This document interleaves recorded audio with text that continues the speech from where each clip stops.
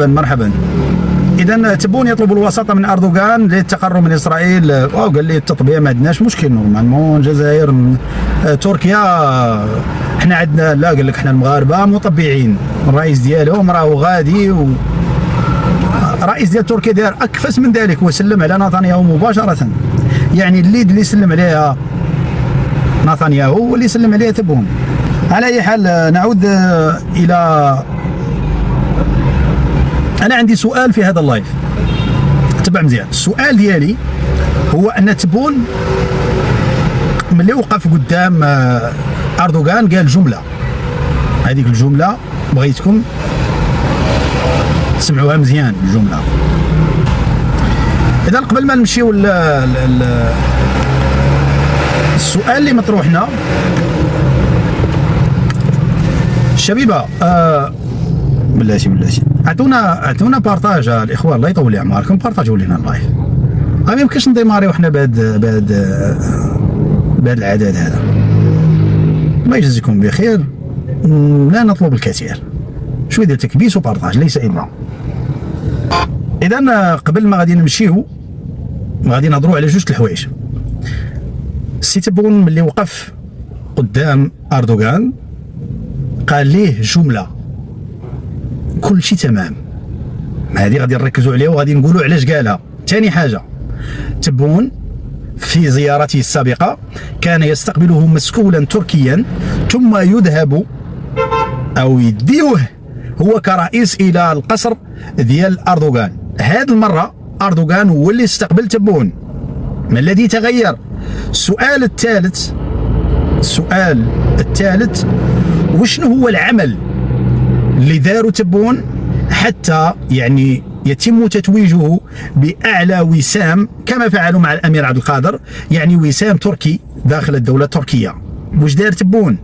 هذا هما ثلاثة ديال الأسئلة اللي قبل ما غنجاوبوا عليهم في هذا اللايف غادي نعطيوكم المعلومات التي تؤكد هذا الكلام. قبل ما غنمشيو نبداو نسمعوا إلى جزء أول من نسمعوا اولا احد الجزائريين اللي معروف هو بن سديره شنو كيقول اون بروميير. سي بون، دابا نكملوا اللايف بلا لي زابيل. انت كتكون نهار كامل وانت جالس حتى كتحل اللايف وكيسيروا عليك بلي زابيل طان طان طان. كاين اللي ما مسالي راهي والو دريس لاباس كلشي مزيان. عندك النمره ديال فلان يا استاذ، يا ونعل الشيطان استاذ، نعل الشيطان. نكملوا. اذا كي قلنا بان شركه توسيالي اللي الراس مال ديالها 100% تركي تستفيد من الغاز باطل، وهذه من بين الاشياء اللي تسد عليها جلو سلامه. لان جلو سلامه واش قال الحديد لاسيي اللي كديرو توسيالي هو شنو هو في الاصل؟ سي دو 35% ولا 38% ديال الغاز بغولي ديال الجزائر. علاش؟ لان هاد لا تكنولوجي ديال ديفوسفوريزاسيون ما بقاش كدار في العالم الا في تركيا الا في الجزائر، ويستعملوها الاتراك. علاش؟ باسكو يل كونسوم بوكو دينيرجي. الوغ ا سو مومون لا بويسكو لي اتراك راهم يلقاو لينيرجي باطل، دونك راهم مازال يستعملوا نفس لا تكنولوجي اللي يستهلكوا بها واحد النسبه كبيره من الطاقه داخل الجزائر. طري بيان. وزادوا الجزائريين صوبوا لهم محطه تحليه ديال المياه خاصه بالاتراك اللي ما كايناش حتى في وهران وما كاينينش في مدن اخرى. شلف راه 60 يوم ما عندهاش ماء، والاتراك راهم يستعملوا محطه تحليه خاصه داخل الجزائر فقط ارضاء للاتراك. علاش؟ رد البال وغادي نجاوبوا على السؤال لماذا الاتراك ثم الاتراك.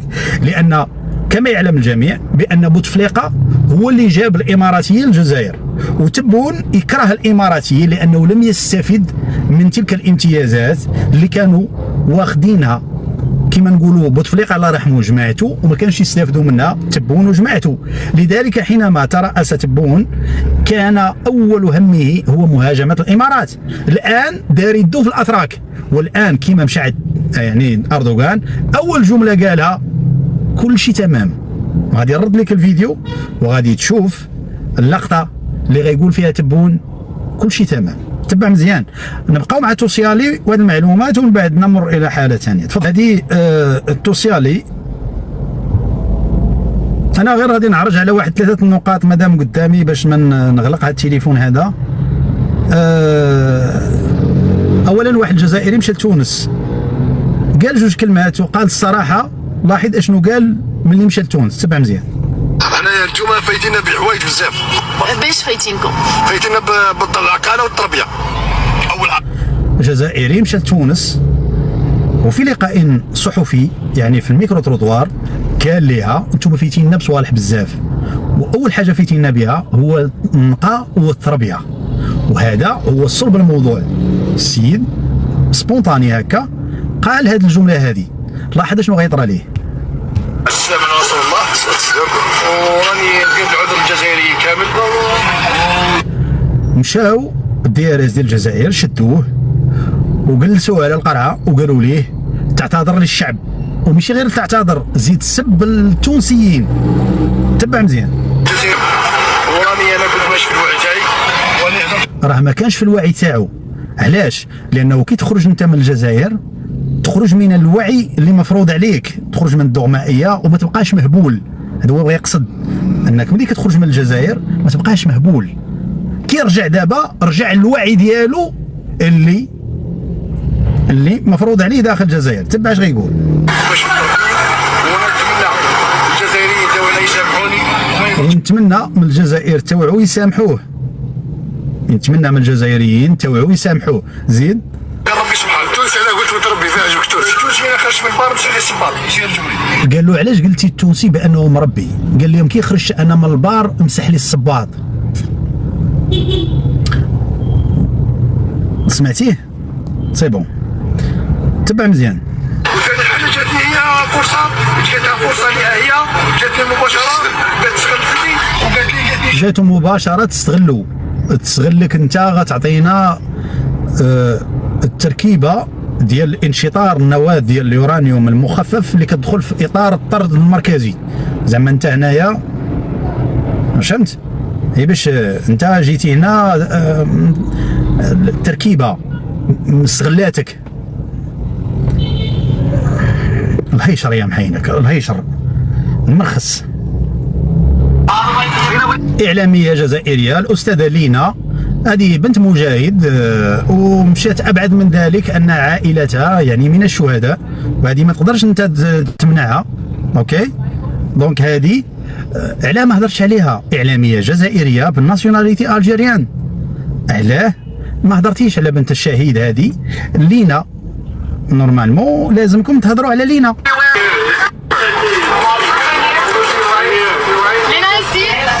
وما تركزش لتحت، راه ما كاين حتى حاجه. الملابس الداخليه راه ما كايناش، بلا ما تركز. صاي ما تركزش مزيان لتحت، راه ما كاينش الملابس. واحد سولها واش لابسه، ولا هي لابسه شي حاجه بعدا باش غادي تسولها واش لابسه. لا راك صحفي مكلخ. علاش؟ اذا السؤال اللي مطروح لي زالجيريان، علاش دويتو على هادشي وما تدويش على شيء اخر؟ نمشيو ابعد من ذلك. هي ما وصلاش، ماشي انا راني غبت في على اللايف، القضيه راهي تكرفصت، الشعب هبل، وماشي غير العيالات. هي الحياه تخلطت. هي تبع مليح تهبلت انت. سبيطار تاع مهابل، هذا سبيطار تاع مهابل. اوكي ومازال غادي تزيد تشوف حوايج وصوالح اخرين. راسك يحبس. اوكي ونزيدك ثاني مادام يدويو على العيالات، وحده اخرى ثاني زادت كملت لي زالجيريا الباقيه تاع باباهم الكلب كملتها لهم. وحده معروفه ديال دوري دارت، زادت دورتهم كاملين دابا على قيعانهم. هي هذه. وخذت اتخاذ فكان الاتحاد وعدا بالبقاء. هذه المدعوه حفصه خرجت لهم بفيديو هذا الرايه تاع الامارات وقالت لهم عيشي يا بلادي عيشي. وهذه راهي جزائريه اللي جات ودارت الفيديو ديال دوري دارت. الجزائريين بعدما شافوا الرئيس راهو يعير في البلاد، خرجت هذيك جزائريه تعبر على حبها لهذه البلاد التي اوتها من شر هذه البلاد اللي كانت فيها. الان خرجوا لي زالجيريا يتبراو منها. تبرى فيها يا الزايل على واش؟ نورمالمون انت راك عايش لافي تاع هذه السيده هذه راه عايشه تبون وما عايش كيفها. تبون في الجزائر وما عايش كيفها. اوكي دونك علاه انت غادي تغير ذاك الحال؟ مادام السيده راهي تعبر عن حبها لتلك البلاد اللي عطاتها كل شيء اللي ما عطاتوش ليها بلاد الشهداء. سي تو طافي لوجيك هذا. نورمالمون راهي مقلبه الدعوه على حفصه والدنيا راهي قبل ما نمشيو الاتراك ابوا الا ان يذكروا تبون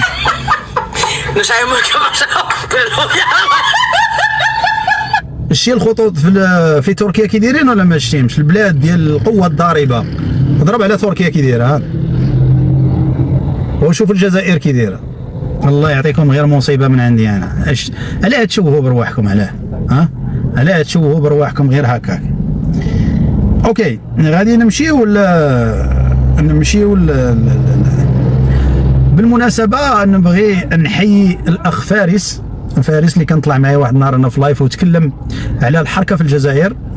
الفيديو ديالو على احد الاخوان مشهورين بطبيعه الحال على منصات فيسبوك. الفيديو ديالو تجاوز 600 الف مشاهده على منصه اليوتيوب، ونبغيو نحيو الاخ اللي بارطاجا هذا الفيديو هذا. تيريور زواف زواره زواوه كراغله الحضر البرانيه قوميه والجيش الحر، هادو كانوا فصائل، وهاد الفصائل كل فصيل كان عنده راي. وهذا مسخوط اش قال ليه؟ قال ليه هذا راه كرسي تاع تاريخ، ماهوش بنادم. قال لي ماذا كرسي تاع تاريخ. صحيح انا الفيديو ديالو راه داير وبارطاجاو معايا بزاف ديال الاخوان مشكورين بطبيعه الحال، لكن الشكر موصول الى الاخ اللي عنده منصه على فيسبوك اللي بارطاج الفيديو. راه داير البوز على مسار تقريبا واصل شي 700 الف دابا على مستوى لي فيو. بلونيس كان عنده 10,000 حكي، كوبيس كانت عنده 15,000 حكي، الباشا غابو علام هذا اللي كان كيهضروا علينا بوان. عرفتي عاود تفرج في الفيديو كان بارطاجا معايا واحد الدري في فيسبوك. واحد خينا هذا بطريقه الكوميكيه بطريقه كوميك اللي بارطاجا الفيديو راسك يحبس. نحيي هاد حمزقه، نحيي هذا الاخ هذا صراحه ما عرفتوش شكون هو.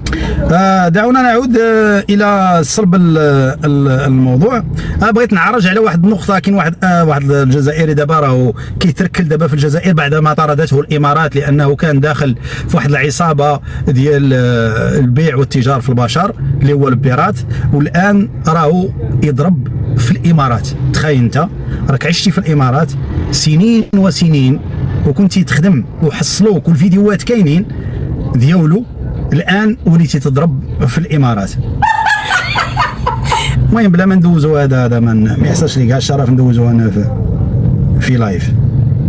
المهم قبل ما نمشيو، كاين واحد الوليد على مستوى تيك توك، واحد لو جون دري ظريف وكيناقش امور اقتصاديه بعيدا عن العاطفه، وهذا كيبان عليه بانه جاي سخون ونتمنى انه ما يتشدش في الحبس. الامارات حطت قنبله موقوت السوق، هنا راح تصرى كارثه بأتم المعنى. الامارات حطت قنبله موقوت. عنده فيديوهات بزاف كيدوي على الاقتصاد، كيدوي على بزاف ديال لي بوين. هذا باين بانه جون مازال يقرا ليكونومي في الجزائر ولا اليترونجي سيرمون، لان في بعض الفيديوهات ديالها كينتقد بزاف الاقتصاد الجزائري، سيرتو ان الدوله عجزت على بناء منظومه اقتصاديه خارجه على الاوبيك، وعطى يعني دي زيكسبليكاسيون اللي برافو عليه. وحتى اقوى دوله في العالم تخير زوج وتستغنى على وحده، كيفاه تبقى ماثله؟ هنا المثلث هو هذا المثلث هذا. لو كان تحط تبون اون بيرسون مع رزيق مع سيل بولزرد اللي هو وزير الماليه وتشرح لي هذا المثلث وتقول له عاود اشنو فهمتي، والله ما يجاوبك. المنطق في المنتراي والله ثالوث المستحيل، الثالوث المشجع بلاصه صرف معناه دوله تربط العمله تاعها بدوله اخرى. المهم عنده بزاف ديال الفيديوهات وان شاء الله نحطوا كاع هذا اليوزر ديالو باش كومسا انكم تشوفوا لي فيديو ديالو. لي زالجيريان اللي راهم حابين انهم يمشيو يقراو من هذا الوليد هذا اللي فريمون شرح الامور ببساطه، اوكي، وكيتكلم بدون عاطفه. انا اللي كيعجبوني في هاد الوليدات هادو ما كاين لا جزائر القوه الضاربه لهم يحزنون، يحط لك المعلومه كما هي، ها كاين ها كاين ها كاين ها كاين ها كاين ها كاين ها كاين. السلام عليكم. اوكي، غير باش تبان لك الامور. كاينه وحده اخرى حتى هي بنفس الكونسيبت، لكن هذه شويه مجهد عليه. هذه غادي تفرقع الا بقات غاديه بهذا البوز هذا اوتوماتيكمون غادي تفرقع تيك توك، خصوصا في الجانب الاقتصادي. وشربها من كشفياكم في 2005. قالت لك علاش الجزائر راهي تصرف فلوسها على الدول الافريقيه مادام شعبها ما لاقيش ما ياكل. زيد 20 الجزائر قررت تلعب اللعبة خلف الستار. نسبة البطالة وصلت ل 11.60%. التضخم هذه ما تسمعهاش عند واحد يحل لايف الجيريان. زيد يا اختي كملي. نقول في شهرية الزوالي يلقى روحه يواجه في غلاء المعيشة وحده. بصح واش رايك كاين وجه آخر للحكاية لازم تفهموه. اشرحي لنا شنو هو الوجه الاخر لهذه الحكايه. بزاف من اللي يتساءلوا كيفاش بلادنا تمسح في ديون دول اخرى بملايين الدولارات في السكن. لا اختي، الجزائريين اللي كيطلعوا معنا هنا كيقول لك ما كاين لا ازمه في الزيت لا في حليب لا في سكن. انت راكي تكذبي. زيدي كملي يا اختي. استثمار طويل الامد اولتها شراء الاصوات والمواقف. شراء الاصوات والمواقف. انت كي تمد 1.5 مليار او 1500 مليون اورو، يعني مادام ما جبتيهاش دراع تجيبها صرف، وهذاك الصرف راهي فلوس تاع زوالي. السيده راهي تقول لك بانه شراء الاصوات عادي. ما سمعتيهاش؟ نعاودوها لك يا سيدي. اولتها شراء الاصوات والمواقف. شراء الاصوات والمواقف هذه امور ما يمكنش تتخزنها اوطونكو الجيريان، باسكو هذا هو الواقع. انت من نهار حددتي الدوله الجزائريه وانت شيك على بياض، ما كاين غير مسح الله يعاون. وانت اصلا الفلوس كنت ديرها في الجزائر واش دير بها؟ انت كانت عندك فلوس وما قدرتيش تبني بها حتى شي حاجه، اللهم يديها البراني. فلوس البني دي مزاطوط. اي زيدي كملي. ومن دول تدعم قضيه الصحراء الغربيه ولا مواقفك في الاتحاد الافريقي لازم يكون عندك ثقل مالي.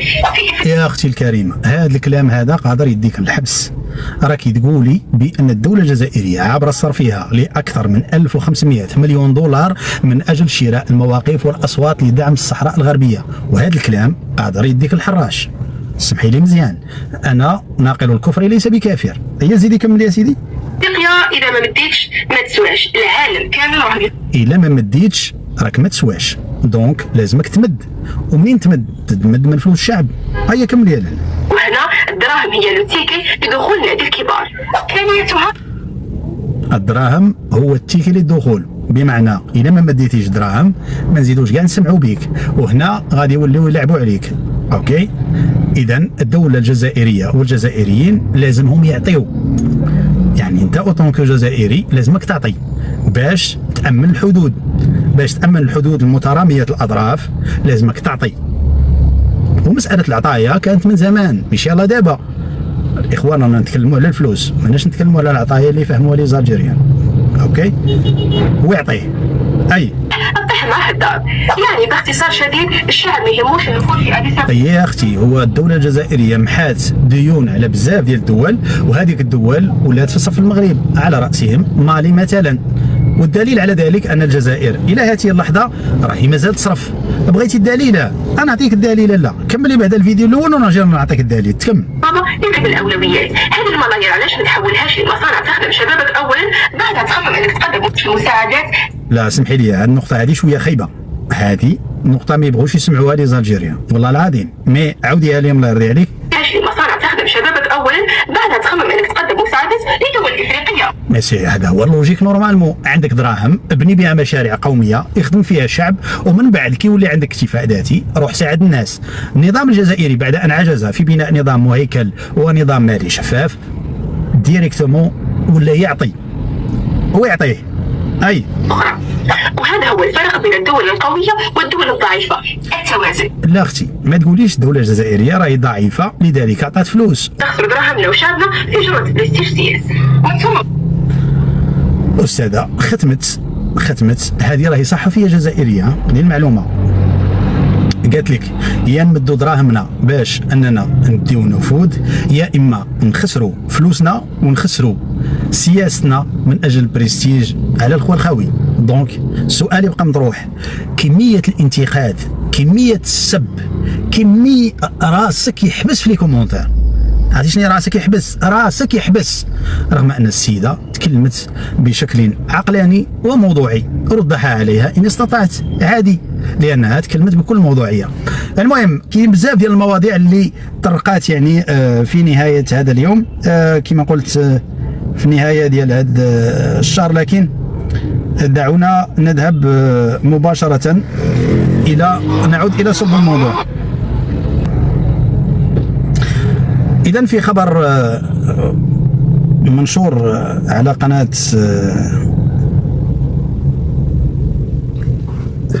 الجزائر على قناة جزائرية. الجزائر تعلن تكلفها بإنجاز مقطعين من الطريق العابر للصحراء في تشاد. انت دابا هذا خبر نشرته احد القنوات. يا استاذه ما نلعبوش سيدي جونا. الجزائر تعلن رسميا انها سوف تشرع في بناء الطرق في تشاد. حتى لهنا امور راهي مزيانه طريبيه. اشنو هي الطريق الرابطه بين الجزائر وتشاد؟ هي تمراست عين قزام. هيا نمشيو نشوفوا طريق تمراست. هيا طلع.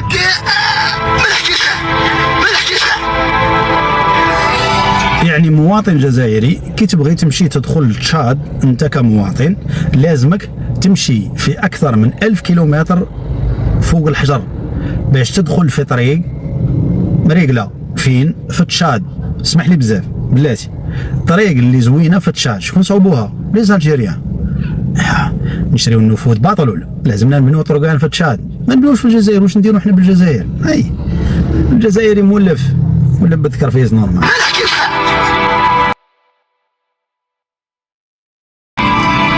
2026 هذه الطريق الرابطه ما بين تمراست وعين قزام في اطار اولى المقطع الطرقي اللي عنده الحدود مع دوله تشاد، وهو نفسه ما بين تمراست تنزواطين الحدود مع مالي. هذه هي الجزائر على مستوى الجنوب. هنا فين كاين المواطن الجزائري يقدر يمشي يقرا في مالي ولا يقدر يقرا في تشاد، مجرد انه ينقز حيط. ما يتعرف الحدود ما بين مالي والجزائر على مستوى برج باجي المختار. وين الجزائري يفيق على الصباح ما يلقاش باش يغسل يمشي يقرا في مالي؟ ريالي طلب شي حاجه بعيده. هاي هذه 1500 مليون ديال الاورو تمحات على دول افريقيه، في حين انه مازال الناس في برج باجي المختار وفي تين زواطين وفي عين قزام، هذه الحدود الجنوبيه للجزائر مع الدول الافريقيه. وهنا حيث يتوقف التاريخ، حيث لا موارد لا مواصلات لا بنيه تحتيه، ما محسوبينش كاع اوطونكو دي زالجيريا. هيا ارمي وخلاص، كي تبلع عليه هذه صيك كلات النار يولي يخرى النار تمايا. صح. نرجع من حيث بدينا. الجزائر على مستوى تشاد اعلن وزير الجزائري بان الجزائر ستبني محطه لانتاج الكهرباء. واش دير؟ عادي نورمال، مو الناس راهي تبني تما. اخت ماريا مرحبا بك. اذا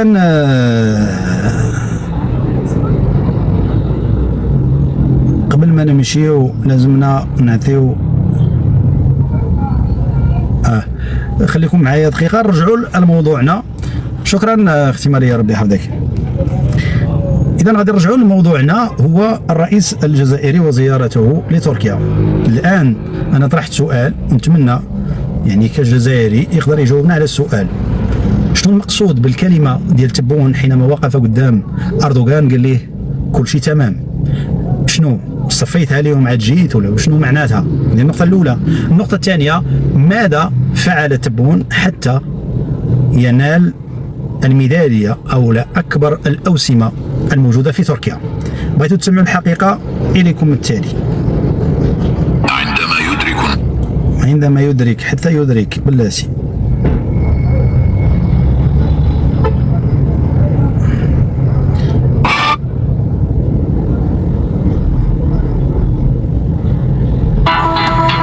إذا أول حاجة نبغيكم يعني تشوفوها هو الاستقبال ديال تبون للمدير ديال توسيالي في المكتب أو لا في الإقامة ديال تبون. الصورة هو هاد خينا هذا الشيء هو مع تبون. هاد خينا هذا أظن أنكم شفتوه في شي بلاصة، سيرمون غتكونوا شفتوه في شي بلاصة. والبلاصه هذه انا غادي نوريها لكم. مي تبعوا معايا مزيان الكلمه ديال كل شيء تمام.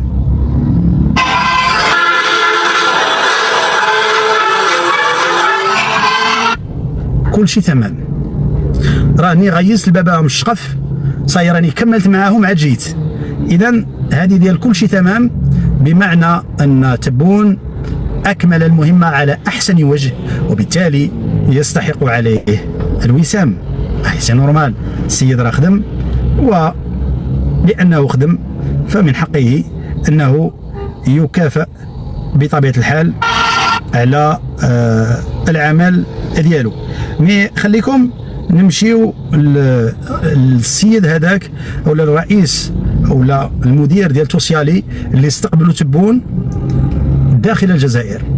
الصوره ديالو اوتوماتيكمون غتكونوا شفتوها كيلكو بلاص. بغيتو تعرفوا فين شفتوها؟ انا نوريكم فين شفتوها. بلاتي ها انتم فين شفتوها.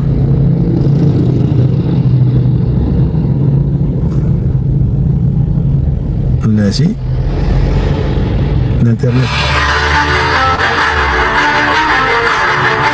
ها واش تخيل انت في دوله رئيس دوله يعقد يعني اجتماع مع الرؤساء او الوزراء ديالو ويتواجد وسط هذاك المجمع المدير ديال توسيالي. هذا اصبح بحال المقيم العام تاع الاتراك داخل الجزائر. هاو شتيه هو هذا الشخص هذا، هاو هذا هو المدير العام ديال توسيالي. ركزوا عليه مزيان. شتيه هذا هو اللي استقبلوا تبون، هاو شتيه ها هو في الشقة الخاصة مع تبون في تركيا. معليش غادي نمشيو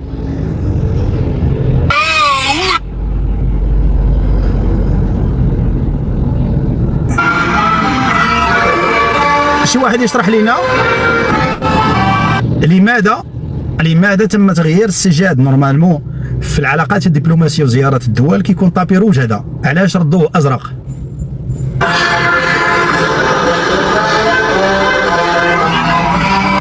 القليل اللي غادي نورمالمون يجاوب على هذه المسألة هذه. على أي حال نعود إلى الموضوع اللي مهم. شنو هي الامتيازات اللي عند الأتراك في الجزائر؟ بغيتي تعرف الامتيازات نعطيها لك، تبع مزيان. هذا طيب أردوغان على موقع تويتر، قراش كتب: سعدت كثيرا باستضافة أخي العزيز الرئيس الجزائري السيد عبد المجيد تبون، بون هذه الترجمة، والوفد المرافق له في أنقرة. ترأسنا هذا اليوم الاجتماع لمجلس التعاون الاستراتيجي رفيع المستوى، اتخذنا قرارات من شأنها الارتقاء بأواصر الأخوة بيننا إلى مستويات متقدمة أكثر وأكثر. لقد كثفنا جهودنا بما يتماشى مع هدفنا الذي حددناه من عام 2023، تبع مزيان، والمتمثل في بلوغ حجم تبادل تجاري قدره 10 مليار دولار، وتقوم تبع مزيان أكثر من 1600 شركة تركية بتنفيذ مشاريع واستثمارات كبرى في الجزائر تبلغ قيمتها الإجمالية 8 ديال المليار ديال الدولار.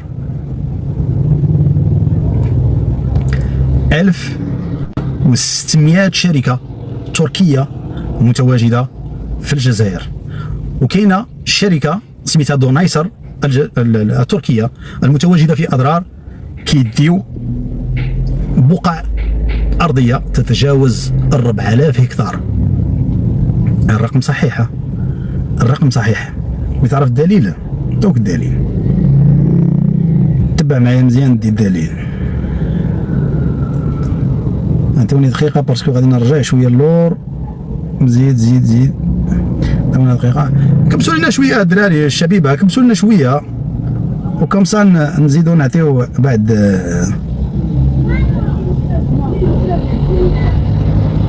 مع العلم ان الاتراك راهم تقريبا دينكسان ولا سميتها واحد الشركه، انا من بعد نعطيكم الاسم تاعها، اللي شاده اغلب البنايات في الجزائر. سي سعيد قال لك ما تنسى غادي تجي السنغال تستثمر في بلادنا. تبع سي سعيد، غادي راسك يحبس. تبع بلاتي نعطيك واحد الفيديو صادم.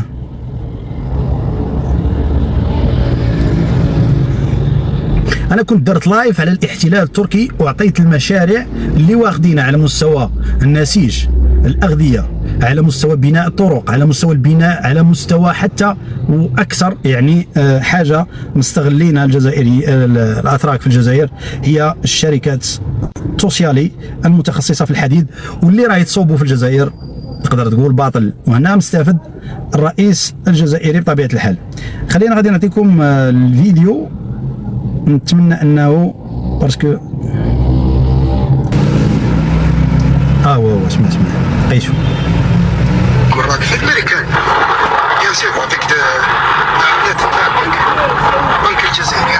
البنك الجزائري هو اللي كيمول المشاريع ديال الاتراك في اضرار، واخدين 4000 هكتار والفلوس من البنك المركزي الجزائري. علاش؟ لانهم اتراك. راسك يحبس، تبع زيد. كولون جديد راح كولون تاع فرنسا، راح الاستعمار تاع فرنسا، جا الاستعمار ديال الاتراك. سجل فصل قمح الدنيا سر. هذا كان يبني سميتها دونايسر، دونايسر التركيه. هذا السيد هذا واش كان يخدم؟ عاود لينا واش كان يخدم.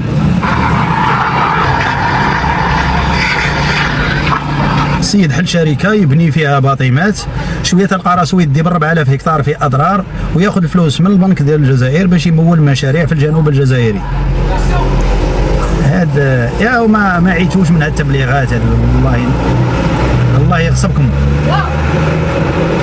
يا وحبسوا لينا من هاد الشيء ديال الجوالات والبشر يا الرب يعصبوني انا. الاخوان يبان لي باننا نعاودوا واللايف اليوم جويه سعود. ما عرفتش اسكو مازال معنا سي سعيد انايا في اللايف ولا لا. سي سعيد مازال معنا في اللايف؟ لازمنا نرتبوا هذا الشيء هذا، لازم تيليشارجي والامور هكا. سي سعيد مازال معنا في اللايف؟ ما كاينش. اوكي شوف، غادي نرجعوا اليوم في الليل، نعاودوا نحلوا اللايف بعد ما نجهزوا هاد الفيديوهات هادو، وحتى يعني ما كاينش جزائريين اللي نقدروا اننا نناقشوا معاهم. لهذا نريد جزائريين لكي يناقشوا معنا هذا الموضوع هذا، لانه نريد ان نسمعهم في اطار الاحتلال التركي الجديد للجزائر.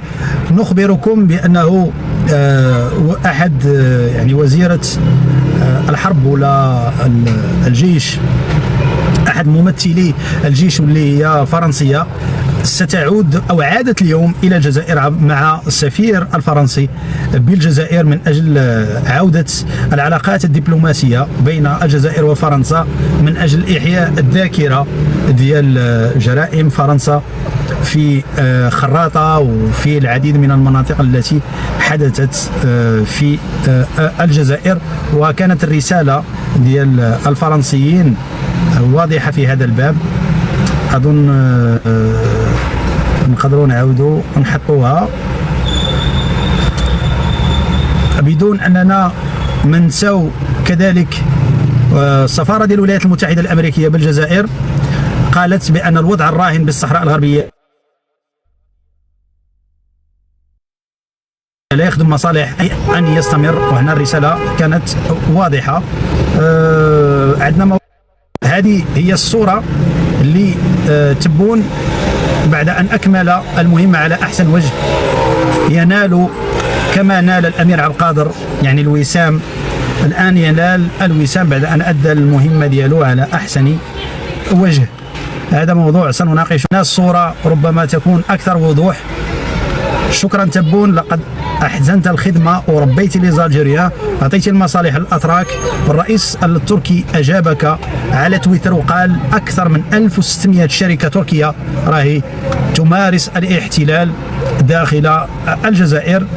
في الخبر أو لا كما نقولوا احنا ما قاله رجب طيب أردوغان على تويتر، وهذه الترجمة ديالو بطبيعة الحال، وذكر فيها أكثر من 1600 شركة. تخيل أحد الجزائريين ماذا أجاب؟ سؤال أحد الجزائريين السي فتاح واش قال؟ يحاول أن يسأل الرئيس أردوغان ايش قال لي؟ سيدي الرئيس نريد تصنيع البرقدار والصواريخ الفرط الصوتية. لا حبيبي، هذه كتعطى المغاربة، كتعطى الأدمغة وكتعطاش ما كتعطاش البراكاسي. اوكي، انت تاخذ الصناعه ديال الاعلاف، شي حاجه تبقى غير هكاك تدور، غير جيت الاعلاف، جيت الماكله، باسكو شعبنا الصناعه ديال البرقدار والصواريخ فرط الصوتيه عطاتها تركيا للمغرب. علاش؟ هاي هذا هو الاختلاف، هذه هي نقطة الاختلاف. انت براكاسي الشعب راقده وثمونجي وراه كل شيء باطل، قعدتوا باطل. اوكي دونك هذا سنعود لنقاشه بدون ما ننساو وزير الاسكان الجامع اللي نتسناوه او الفقيه اللي نتسناو بركته ادخل لينا للجامع ببلغته. 75% من المواطنين الجزائريين يسكنون في منازل راقيه وشقق فاخره احسن من اوروبا. هيا ادي معاك، وإلا ما عجباتكش تدخل في الحيط. هاي تعرفت اكثر من الوزير. هاي وزير الاسكان قالها لكم. 75% من الجزائريين يعيشون في منازل راقيه وشقق فاخره احسن من اوروبا. هيا طز في سويسرا وطز في لوكسمبورغ، هيا وطز كاع في الدول السكندناف. انا قبل ما نختم هذا اللايف نقول للجزائريين وخصوصا اللي حاضرين معنا في هذا البث بأن ما خسرته الجزائر عبر هذه السنوات في إطار دعمها لقضية الصحراء الغربية الواهية ما لقيش إلا هذه الصورة. وبهذه الصورة أودعكم على أمل أن نعود إن شاء الله مساء هذا اليوم في لايف جديد نتكلم فيه على المواضيع السالفة ونعيد أننا نحياو. أما الجزائري إلا كان قاعك يدرك فاعرف بأن المشكل جا من هنا. نتمنى أنك تكون فهمتي الرسالة، وزيد تحية عمي تبون، تحية الجزائر، تحية الصحراء الغربية، وزيد أعطيها نتمنى أنك تكون فهمتي الرسالة. خوتي وخواتاتي نلتقي اليوم في 9 مساء لنفس الموضوع. غنبقى حال عليكم هذا الموضوع حتى تضركم قيعانكم، ومن بعد نسد عليكم اون فوا بور توت. هيا تهلاو.